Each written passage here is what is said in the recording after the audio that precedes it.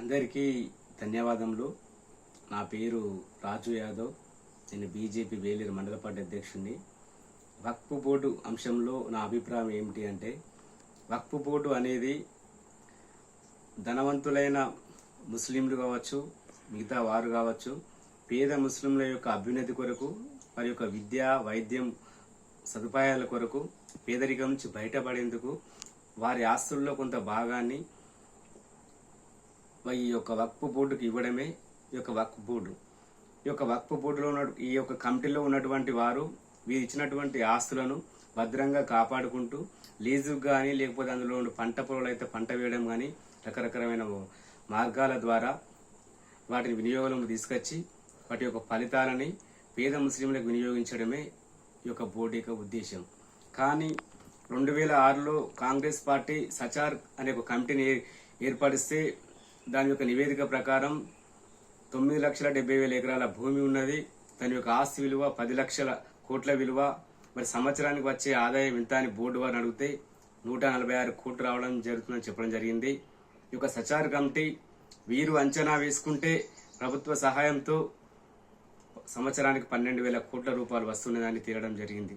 నిజంగా ఈ యొక్క 12,000 కోట్ల రూపాయలు పేద ముస్లిం వర్గానికి అందితే చాలా ఉపయోగకరంగా ఉంటుందని ప్రభుత్వం కూడా భావించడం జరుగుతుంది.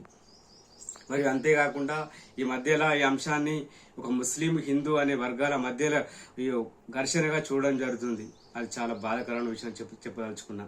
ఎందుకు అంటే ముఖ్యంగా ఈ యొక్క వక్ఫ్ బోర్డు సవరణ వల్ల ముస్లిం వారికే చాలా ఉపయోగకరంగా ఉందని సందర్భంగా తెలియజేస్తున్నాం. ముఖ్యంగా ఈ యొక్క సవరణ వల్ల ఉపయోగాలు ఏంటిది అంటే, ఈ యొక్క వక్ఫ్ బోర్డు అనేది కేవలం ప్రాపర్టీ సంబంధించింది. ఇది ప్రాపర్టీ అనే అంశం వచ్చినప్పుడు ప్రాపర్టీ అనేది రాజ్యం యొక్క నియంత్రణలో ఉంటుంది. కొంతమంది అంటున్నారు ఈ యొక్క కమిటీలో కొత్తగా సవరణలు తీసుకొచ్చిన కమిటీలో మిగతా వారు ఉంటారు అనుకున్నారు. కానీ ఒక వక్ఫ్ బోర్డు తను క్లెయిమ్ చేసుకున్నటువంటి భూములలో చాలా మంది లక్షల ఎకరాలు, వేలాది ఎకరాల హిందువులకు సంబంధించిన భూములు, మిగతా మతాలకు సంబంధించిన భూములు కూడా కొద్దిగా క్లెయిమ్ వచ్చినాయి. కాబట్టి వారికి మద్దతుగా కూడా అందులో ఆ యొక్క కమిటీలో చోటు ఇవ్వడం జరిగింది. ముఖ్యంగా 1992లో రామ జన్మభూమి అంశంలో ముస్లిం యొక్క అసంతృప్తిని తమ యొక్క ఓటు బ్యాంక్ వినియోగించుకునేందుకు కాంగ్రెస్ పార్టీ సవరణలు చేసి ఒక ట్రిబ్యునల్ వేసి ఆ యొక్క ట్రిబ్యునల్ అంటే జ్యుడిషియల్ సిస్టమ్ ఇవ్వడం జరిగింది ఆ యొక్క వక్ఫ్ బోర్డుకి. అదేవిధంగా 2013లో కూడా కాంగ్రెస్ పార్టీ ఆ యొక్క జ్యుడిషియల్ ఇచ్చినటువంటి తీర్పును సవాల్ చేసుకునేందుకు సుప్రీంకోర్టు కానీ హైకోర్టు కానీ లేకుండా చేసేసింది. ఇవాళ ఈనాడు నరేంద్ర మోడీ గారి ప్రభుత్వం ఇది ఆషామాషే కాదు, 3 సంవత్సరాలుగా చర్చలు పెట్టడం జరిగింది. దేశంలో ఉన్నటువంటి అందరి అడ్వకేట్లను, తదనంతరం ముస్లిం అడ్వకేట్లను, తదనంతరం ముస్లిం పెద్దలను, తదనంతరం వచ్చినటువంటి ఒక బిల్లును పార్లమెంట్ జాయింట్ కమిటీలోకి తీసుకొచ్చి పార్లమెంటులో ఆమోదం, రాజ్యసభలో ఆమోదం, రాష్ట్రపతి ఆమోదం తర్వాత భారత ప్రభుత్వం ఆమోదం పొందడం జరిగింది. ఈ అంశాలలో ముఖ్యంగా 2 మహిళా ముస్లింలను కూడా పెట్టడం జరిగింది.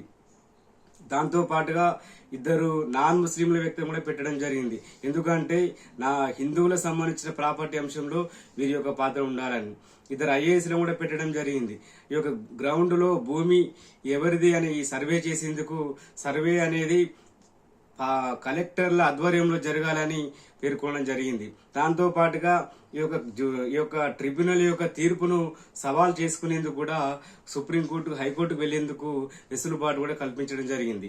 అంటే దీనివల్ల ఒకవేళ ఈ యొక్క వక్ఫ్ బోర్డు అనేది నూతన సవరణను ఆమోదంలోకి వచ్చింది కాబట్టి రానున్న కాలంలో కరెక్ట్ గా దీని యొక్క ఆడిట్ అనేది బోర్డు ఆడిట్ అనేది ప్రభుత్వానికి జవాబుదారీగా ఉండాలి. కాబట్టి వీరు సంవత్సరానికి 10,000 కోట్లు అనేది పేద వర్గాలకే, ముస్లింలలోని పేద వర్గాలకు ఆ పేదల అభ్యున్నతి కొరకు ఉపయోగపడుతుందని, అంతే తప్పిస్తే వారికి సంబంధించిన ప్రాపర్టీలో చిల్లి గవ్వ కూడా హిందువులకు కానీ మిగతా వర్గాలు కూడా రాదు అని, అందులో జోక్యం చేసుకోలేరని పేద ముస్లింలు తప్పకుండా దీన్ని అర్థం చేసుకుని, ముస్లింలందరూ అర్థం చేసుకుని పేద ముస్లింల్లో అదేవిధంగా ముస్లిం వర్గాల్లో చైతన్యం ఈ యొక్క చట్టం గురించి తెలుసుకుని దీన్ని మీ మద్దతు ఎంతైనా ఇవ్వాలి అని ఈ సందర్భంగా మనవి చేస్తున్నాను.